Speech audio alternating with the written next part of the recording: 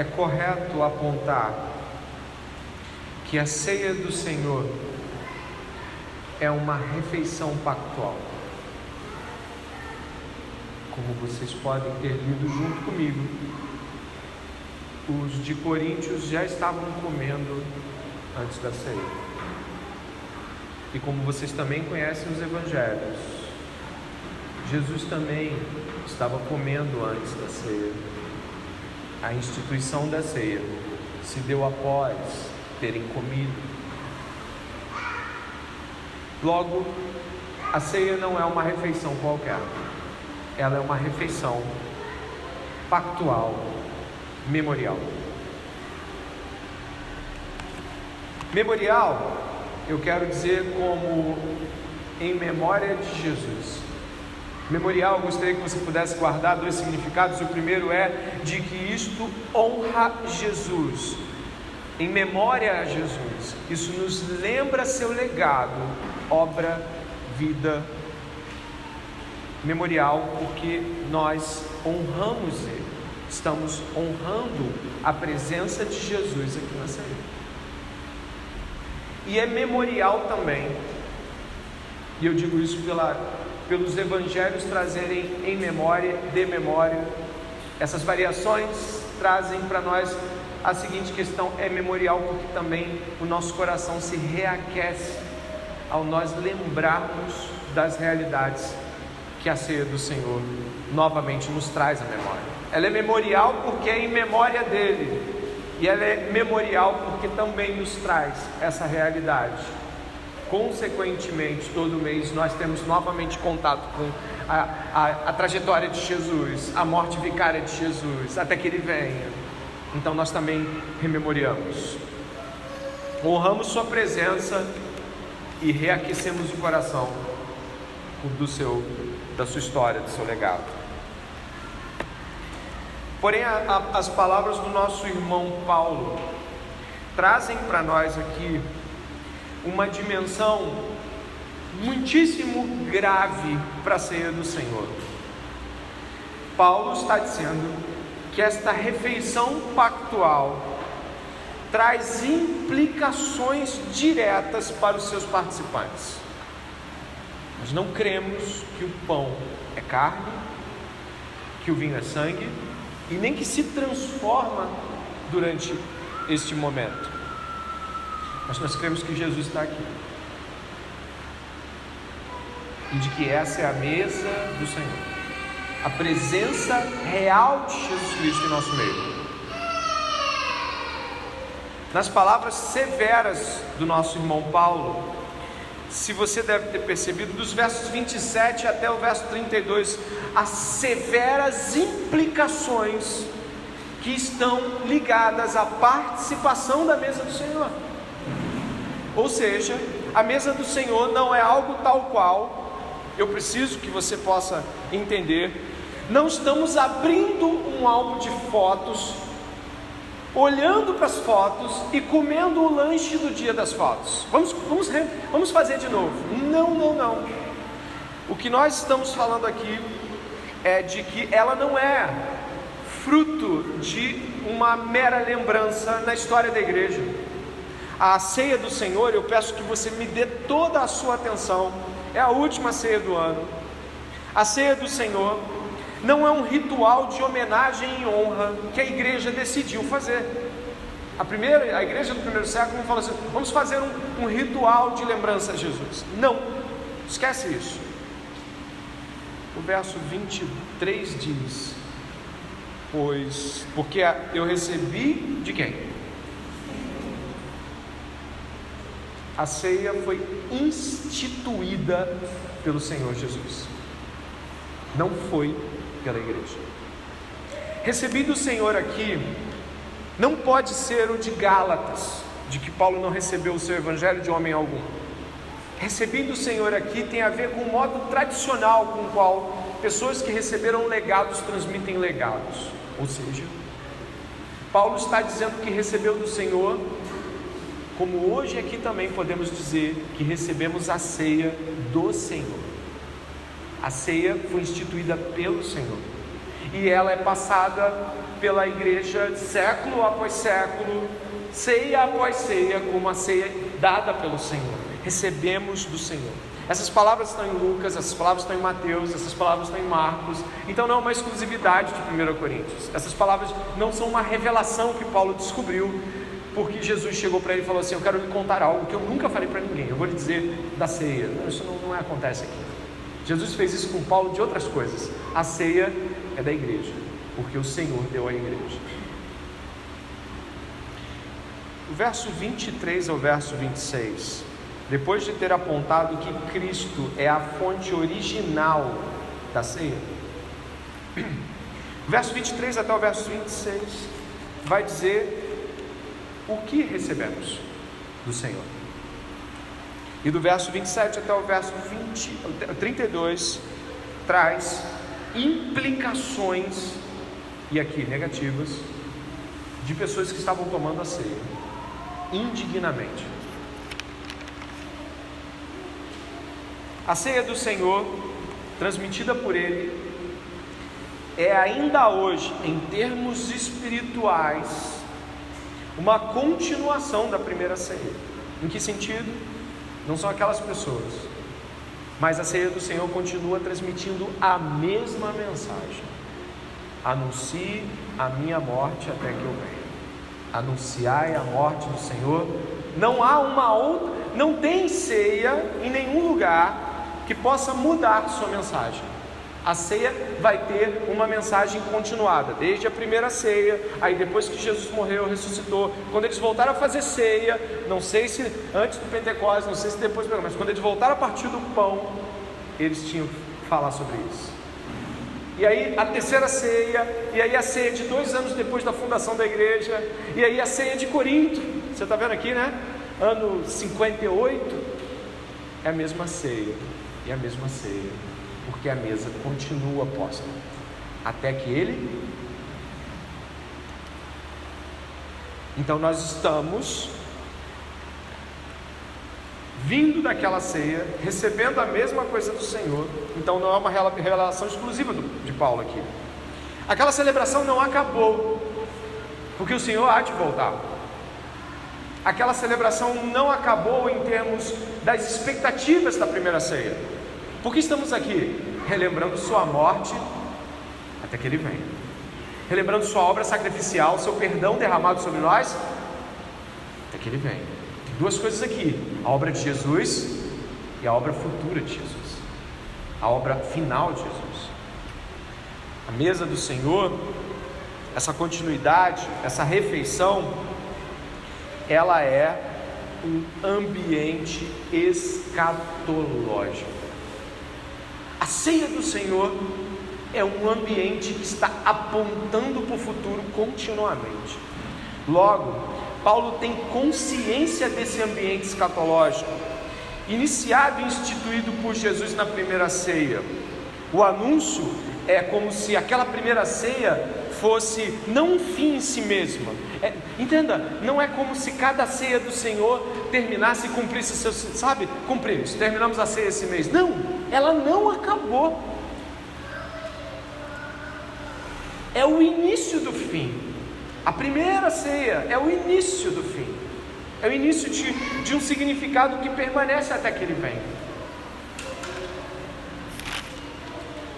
Todas as vezes que nos reunimos, olha o verso 26, medita o verso 26, o que está escrito aí? Medita: porque todas as vezes que comerem este pão e beberem do cálice, vocês anunciam a morte do Senhor até que Ele...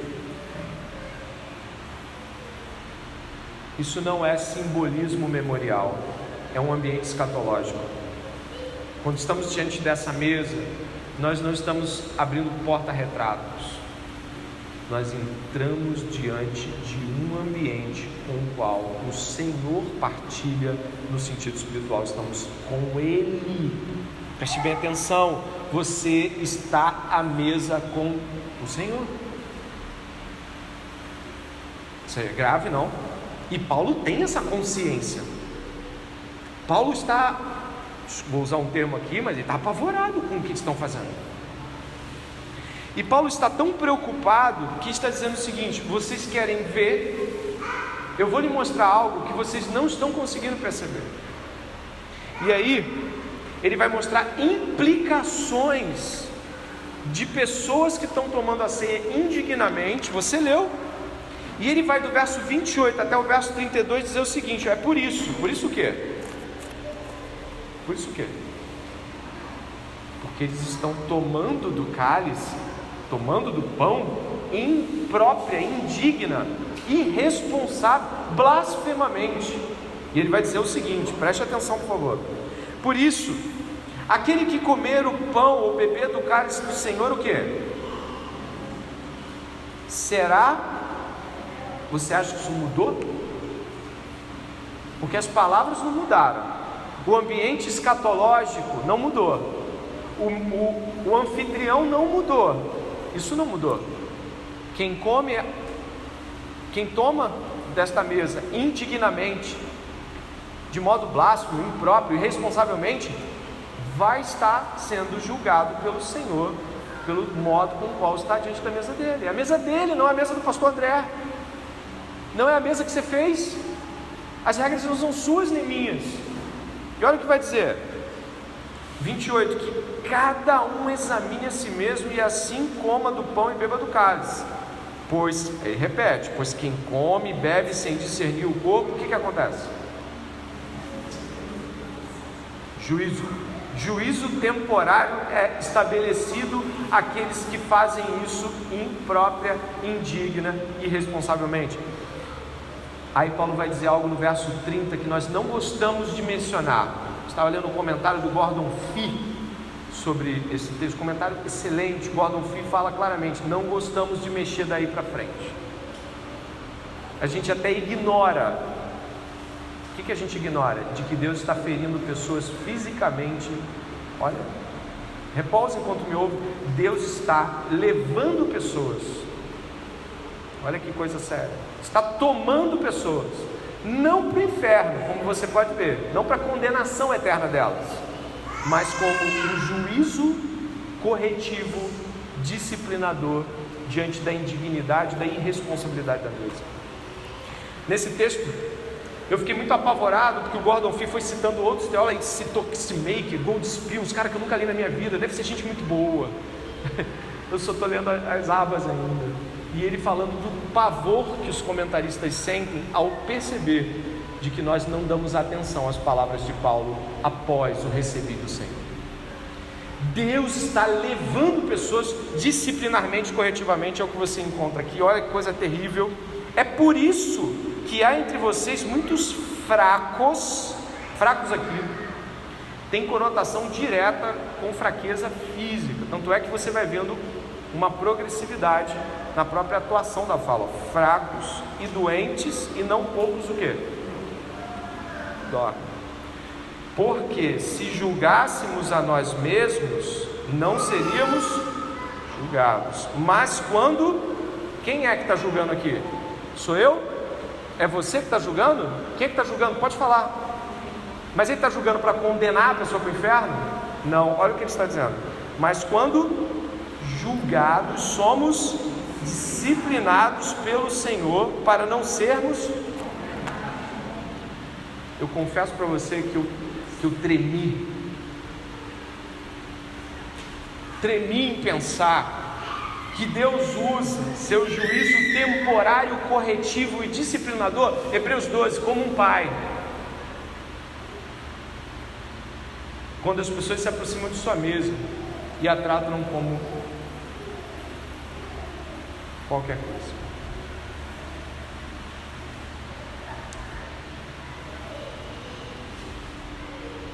Nosso desafio está diante dessa mesa, para começar, ainda que não seja uma palavra longa, é entender que a mesa do Senhor é um ambiente escatológico.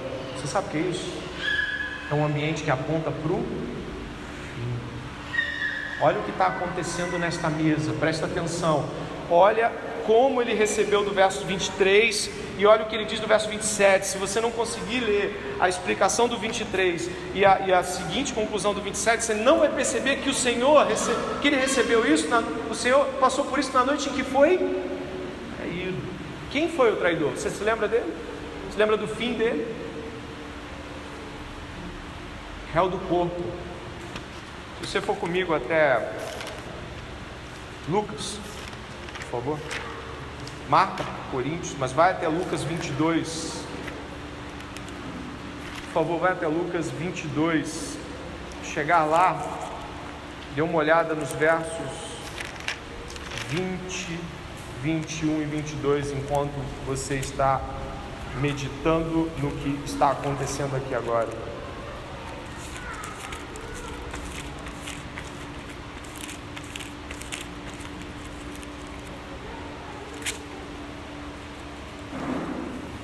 Você já leu, né? 20. Do mesmo modo, depois da ceia, pegou o cálice, dizendo: esse cálice é a nova aliança no meu sangue derramado por vocês. Mas eis que a mão do traidor está comigo à mesa, pois o Filho do Homem vai segundo o que está determinado. Termine o versículo. Mas ai daquele por quem está sendo. Onde está a mão do traidor?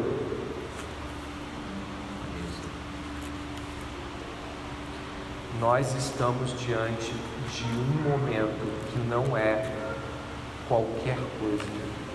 Nós não estamos diante do lanche da tarde, nós não estamos diante da confraternização de ontem, nós não estamos diante do intervalo, nós estamos diante da mesa do Senhor. E quando você e eu nos chegamos para cá sem discernir o corpo, que é onde a gente vai estar, nós estamos tomando juízo para nós mesmos, estamos tomando juízo que pode ser vivenciado em doenças, permissão para doenças ou mesmo alocação de doenças, dores físicas ou até mesmo a morte. E nós não queremos acreditar nessas coisas. Nossa, só porque eu estava odiando o outro irmão, só porque eu não estou nem aí para fulano de tal. É porque Paulo está dizendo: você tem que discernir o corpo, você não é mais sozinho nisso. A gente vai falar sobre isso, mas o Senhor vai nos julgar todas as vezes que nos aproximarmos diante da sua mesa. Isso é muito sério.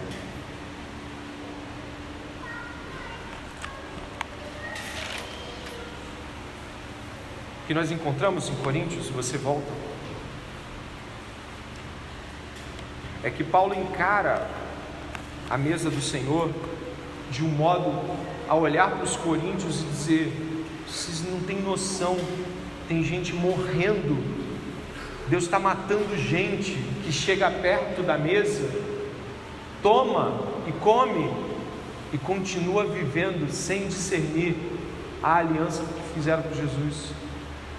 Você fez uma aliança com Jesus, ou melhor, Jesus fez uma aliança com você. Sabe o que significa isso? O Filho do Altíssimo, rasgado em sangue derramado, aspergiu o sangue sobre o seu povo e chamou o seu povo para uma aliança. E então nós chegamos até o sangue da aliança, como se fosse nada. A severidade sempre nos impressiona, mas é rapidamente esquecido.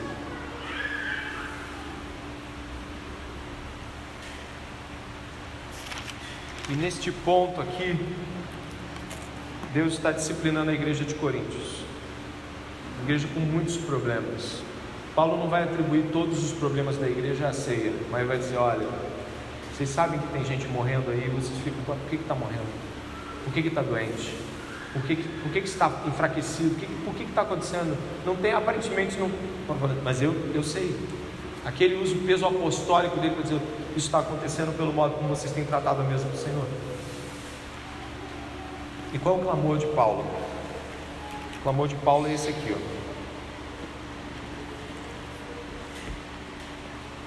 Verso 28 e 29. Você pode ler. E cada um,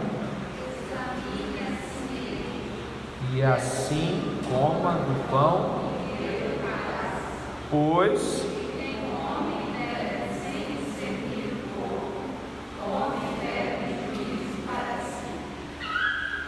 discernir o corpo. Como nós vimos, aquela igreja estava se reunindo em casas, não era uma casa só, em casas. Era necessário que fosse assim, não havia um local só em Corinto. Famílias abastadas são aquelas que mais recebiam, e elas estavam comendo, tomando a ceia, e quem chegasse, olha, já acabou, já comemos. E Paulo está dizendo, vocês estão loucos, não é isso. Não é sobre esse tipo de comportamento. Na verdade, o que vocês estão fazendo é completamente contrário à natureza de membros, porque um membro, ele não pode viver sem o outro. Ele está sendo agraciado, abençoado pelo outro membro. E você deve ter visto que depois do capítulo 11 é do capítulo 12. E do que fala o capítulo 12? Sobre nos abençoarmos com os dons que Deus nos dá. E eu não me abençoo muito para mim, eu abençoo você com os meus dons, e você me abençoa com os seus dons. Mas o que está acontecendo aqui é que a igreja está no completo oposto. Jesus Cristo, Deus deu tudo de si, todos os seus dons, talentos, sangue, alma, tudo para o seu povo. Então Ele traz o seu povo para dentro do seu corpo. E quando tem alguém do corpo tentando mutilar o outro lado do corpo, o Senhor está ali para julgar isso e para tirar isso. Senão você está matando o corpo, você está louco. Esse é o corpo, mas esse também é o corpo, esse também é o corpo. Todos nós aqui juntos estamos no corpo de Jesus Cristo, somos corpo dele, ele é o cabeça da igreja. Quando você está em facção contra aquela pessoa, quando você não perdoa, quando você faz mal, é invejoso, age por porfia, quando você faz de conta que você não tem problemas com ninguém, o Senhor sabe que você está agindo contra o corpo. E Ele não vai permitir que você continue, eu ou você, continuemos agindo contra o corpo. Ele corta no corpo, Ele tira do corpo, Ele poda do corpo, Ele disciplina o corpo.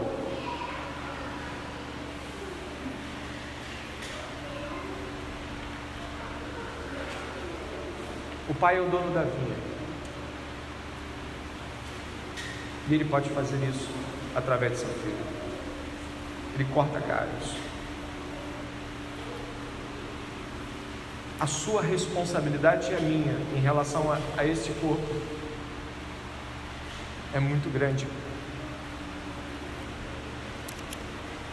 A palavra aqui que Paulo usa, discernir, é também a mesma para distinguir, tornar distinto, compreender que algo é distintivo, separado. Compreender que aquilo não é aquilo que você estava pensando sobre todas as coisas. Compreender que tudo que você imaginou que fosse a realidade da igreja, depois que você entra em termos de corpo, você percebe que aquilo é muito diferente, é muito distintivo. Você precisa discernir que isso não é como o pessoal da tua casa, do teu trabalho, da tua escola, faculdade, teus familiares e parentes. É outra coisa. Quando toca um fere o outro, quando um machuca ali, o outro sente lá. Quando um está tentando destruir ali, a igreja corrige, mas às vezes a igreja não vê, né? Mas Deus vê. E Ele adoece, Ele quebra, Ele verga e Ele mata. E isso é pesado demais para gente como a gente, que acha que está fazendo lanche com Jesus. Jesus instituiu a ceia pouco antes de sua morte. A ceia não foi feita em um ritual de ações de graças e celebrações festivas. A ceia foi em meio à angústia, em meio à traição, em meio a amar quem jamais o amou. Ele não iria fazer da ceia dele um banquete de insolentes. Ele não vai permitir que estejamos diante da mesa dele sem discernir o corpo.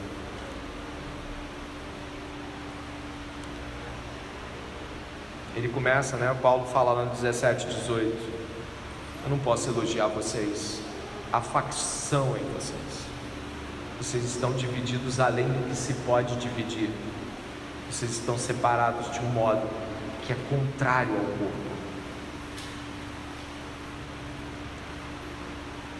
Discernir o corpo é discernir que você foi unido ao corpo de Cristo por graça. Cristo te uniu e me uniu por graça. não havíamos feito nada que nos permitisse sequer imaginar ser enxertados nesse corpo dele e viver uma vida tão graciosa, tão abençoada. Logo entramos por um ato de graça. Fomos ligados a ele por perdão.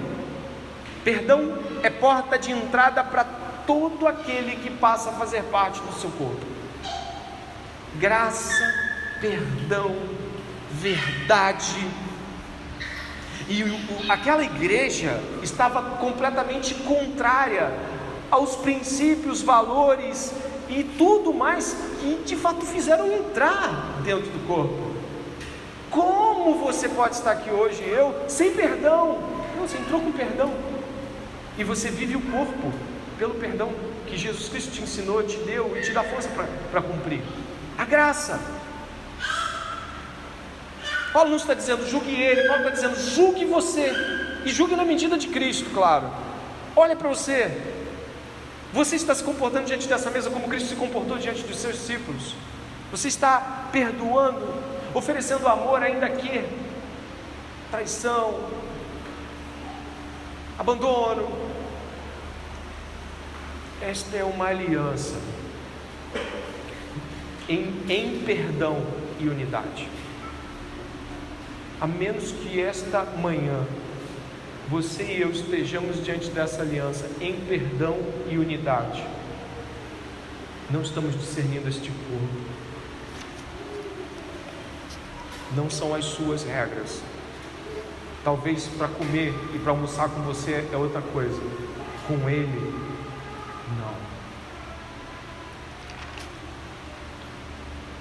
Essa é a aliança de Cristo, que celebra a remissão de pecados.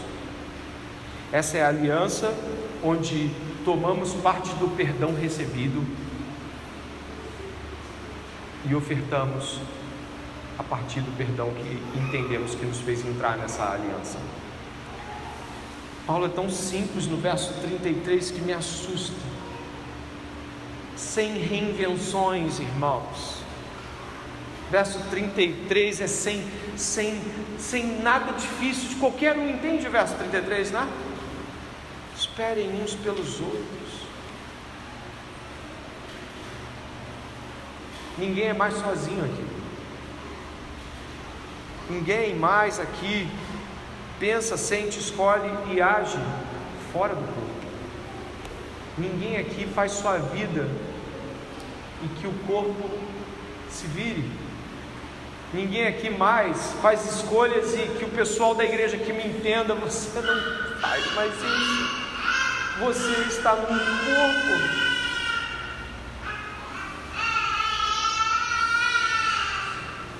O que fazemos diante da aliança em Cristo é estar em unidade a Ele, pelo seu sangue, pelas remissões de pecados, por tantos pecados que Ele nos remiu. Impossível ficarmos de cara feia um para o outro aqui. Impossível terminarmos o ano deixando para lá perdões, ou ofertas, ou recebimentos, ou qualquer coisa que seja. Estamos diante da mesa do perdão. E Paulo fala no verso 28: examine, discirna e tome. Não deixe de tomar. Essa palavra deve ter encontrado seu coração. O ambiente escatológico continua. Estamos discernindo nesse momento quem temos sido uns para os outros, porque o modo como temos nos tratado evidencia se temos sido ou não pessoas que compreendem a mesa do corpo. Eu gostaria de que nesse momento nós pudéssemos orar. Talvez você não saiba porque algumas coisas estão acontecendo em termos de doença, em termos de Deus estar te abatendo e te esmagando, ou fazendo, apontando ou pressionando. Mas talvez essa manhã seja uma manhã onde você possa discernir como tem lidado, sendo corpo com os demais. Como Cristo tem examinado e continuamente examina o nosso coração nesta manhã.